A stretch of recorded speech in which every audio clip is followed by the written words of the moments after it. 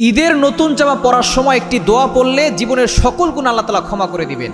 আমরা কিন্তু অনেকে ঈদের সময় নতুন জামা কিনেছি, অনেকে ঈদের সময় নতুন জামা পরে ঈদগাহে নামাজ পড়তে যাব, অনেকে কিন্তু ঈদের জামা পরবো। সুতরাং ঈদের সময় যে আপনি নতুন জামা পরছেন, অবশ্যই আপনি পড়তে পারেন, কোনো সমস্যা না, আপনার অ্যাবিলিটি আছে। তবে আপনি শুধু নিজে পড়বেন না, আপনার পাশে যারা অসহায় আছে, যারা ঈদ উদযাপন করছে, যারা দেখা যাচ্ছে যে ঈদের সময় একটা ভালো কাপড় পাচ্ছে না, তাদেরকে ঈদের সময় অবশ্যই কিছু দেওয়ার চেষ্টা করবেন। এই ঈদের সময় যখন আপনি নতুন জামাটা পরবেন, একটা দোয়া পড়বেন। এই দোয়াটা পড়লে আল্লাহ পাক রব্বুল আলামিন আপনার জীবনে যত গুনাহ আছে, গফিরা লাহু মা তাকাদ্দামা মিন যামবি all previous sins will be forgive, পিছনের সব গুনাহ আল্লাহ তাআলা ক্ষমা করে দিবেন।